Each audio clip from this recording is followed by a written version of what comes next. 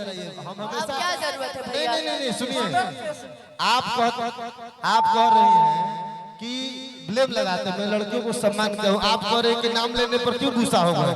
तो मैं भी किसी से बात कर रहा हूँ अपना वीडियो कॉल करता, आप गुस्सा हो? तो आप हमारी तरफ मोबाइल क्यों घुमाते हैं? मैं ये बात तब पूछिए जब पवन सिंह मंच पे रही हैं।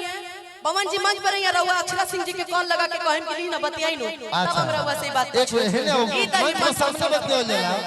पवन सिंह का अपना लहजा है, थोड़ा तो खत्म पड़ा मुकेश। ए रुका अगर उनका अपना लहजा है तो हम भी कलाकारों का अपना लहजा है भाई, उसी गुरु की हम भी हैं, ठीक है ना? थोड़ा तो खत्म पड़ा मुकेश। ए तू का बीच में सही टोचन बोले ला पागल लेखा, कुछ बीच में सुनो, जब बोला तो सुने के पड़ी।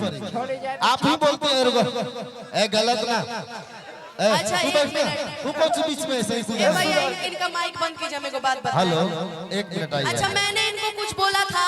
नहीं मैंने इनको कुछ नहीं बोला हेलो। ना। नहीं बाबू, नहीं ये बाबू। ये जानते थे कि गोलू राजा पे बात आएगी तो ये बोल नहीं पाएंगे, अरे हमसे नहीं जीत पाएंगे। ये कहाँ नहीं हार जीत रहे पाएंगे, हैं? इसलिए ये मेरे ऊपर आ गए। अभी बुलाइए उनको, यहाँ बुलाइए। आप क्यों बुलाइए? मैं क्यों ऐसे बैठ के बात नहीं आपको कीजिए? कहने दीजिए, मैं आऊंगा अभी रात। आप हमसे क्या पूछे? अरे मेरी जान, रात बाकी है, बात बाकी है, अभी तुम्हारा और मेरा मुलाकात बाकी है। लव यू एम नहीं है कि मैं ये दोनों को मत बोला, हाले जेल गई रहन। मैं इनको क्यों कुछ बोलूंगी भैया? मुझे जेल जाए वाला बोले खटी तो जौन जोनी बात जेल बोलने भेजवा वाली, देनी कितना लोग वो बात के कोनो बात का नहीं। मोहन चाचा का हो चलो गाना गाना गाना गाना गाना गाना आओ शिवानी, बता रहा ऊपर इतना विवाद हो जाता हैं? आजकल जैसे मार्केट में तुम विवाद में रह रही हो ना, तो डांसर में शिवानी राय विवाद में रह रही है। हमको बहुत मजा आता है कि लोग मेरे पीठ पीछे बात करते हैं, और मेरे लेके विवाद में मुझे कुछ पता भी नहीं है ना हो। तो अभी बोली हो ना कि कौन क्या बोलता है, मैंड मत करो, वैसे ही मैं हो गई हूँ। तो पटना से ले कोसियड़ लेकिन हिलौले एगो बात ठीक बा, अपना जगह सब के वो अपना घर दुआरे रहे। बाकी सुना, इनकरा वीडियो कॉल वाली बात भी बताओ तनी। जब हमरा के वो इंसान से दिक्कत बा तो तू हमरा वीडियो कॉल कर बता, हम तार आरती उतारे उहे नु कहे जोन सबके कहे के चाहिए। दिक्कत बात बा, ना रहे तो ना रहे, बाकी बात खत्म। अब तारा बीरी क्यों सटी यार? अच्छा छोड़ो, ये नुक मजिए के बात पूछो तनी। पवन सिंह जी के नाम ले लू, उनका जन्मदिन में घड़ी देलू हो, 12 बजे के बाद कल गोलू राजा के जन्मदिन का का भईवा के गिफ्ट में देबू। थोड़ा इंतजार का मजा लीजिए। पियरकी के देख के हमरा एगो गाना याद आवता है नहीं बू, लगा था कि तू मंडप में से भाग के आइल बड़ी का। ऐसा नहीं खी लगत कि मंडप में से भाग के आइल बड़ी हैं? आइला हो बारात करे या कि हमसे बात करे, महंगे में मोबाइल नंबर लगातार हाथ धरे। बाप रे बाप, ई पातर कमर देखला के बाद हमरा बुझा रहल कि ठीक बानी कि हम ठीक ठाक बानी। इतनो पातर ना होए के भाई हैं कि जवन लईकी कमरिया से पातर होले कि उतर देखे में ललकी टमाटर होले, आ जवन लईकी कमरिया से पातर होले। कल्लू बाबा भी सोच के गाना गइले बा, लेकिन का करबो तारे नियर लईकी आइला ह बारात करे है या कि हमसे बात करे, मांगे में मोबाइल नंबर लगातार हाथ धरे। कि गोरी फूला झाड़ी बाड़ू, हाँ पापा जी के परी बाड़ू, कि गोरी फूला झाड़ी बाड़ू। तार बाबूजी का नाम बा? हाँ हेलो, कि श्याम पापा के परी बाड़ू, अलगलू पसारे तू तपाक। लाल कुर्ता वाली भैया लाल कुर्ता के पहन बा? लाल कुर्ता के पहन बा भैया?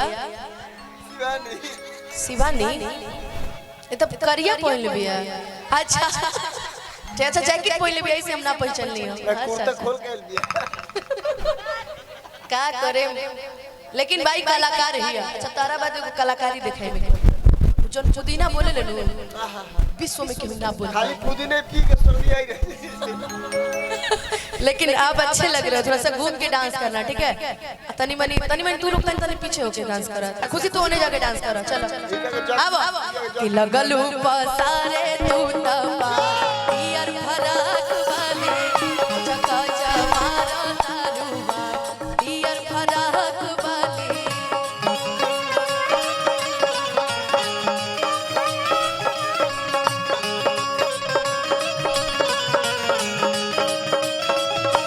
आइला हो बारात करे है आके हमसे बात करे,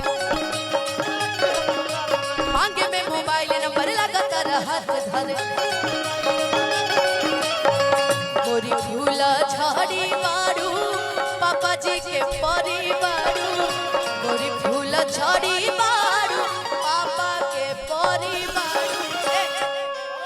ऐसी बनी तुम मुफ्त में पैसा लेके पड़ का है ने शिवान अच्छा कहे इतने खिसिया तरह बोलना पो दम है तो बर्दाश्त करो। हमने किसी से प्यार किया है, अनुपमा मेरी जानती है। तुम भी कहो यार, क्यों खिसियाती हो?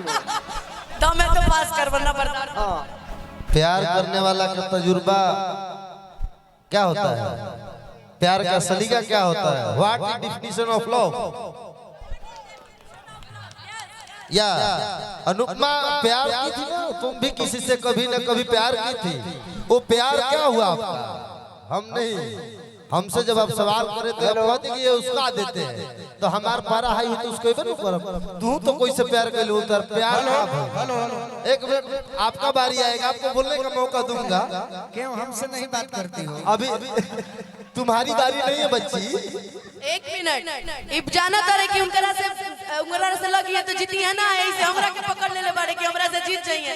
बाकी किया था और है में बहुत फर्क होता है मेरे भाई, इसलिए उनसे जवाब लीजिए, हमसे मत लीजिए। हमने आपको कुछ नहीं बोला है। हम किसी से डरते नहीं है, हम रेफरी हैं। सुनिए, मेरे लिए बाइकिंग रूट में मैंने मेरे लिए नहीं बात करिए, नहीं उनसे नहीं बात नहीं, कीजिए। नहीं आप कह रहे कि दब रहे हैं, हम एंकर हैं। हम रेफरी का मतलब क्या होता है, बैकी है तो एक समान, गोल की है तो उसी नजर से, फॉरवर्ड है तो उसी नजर से।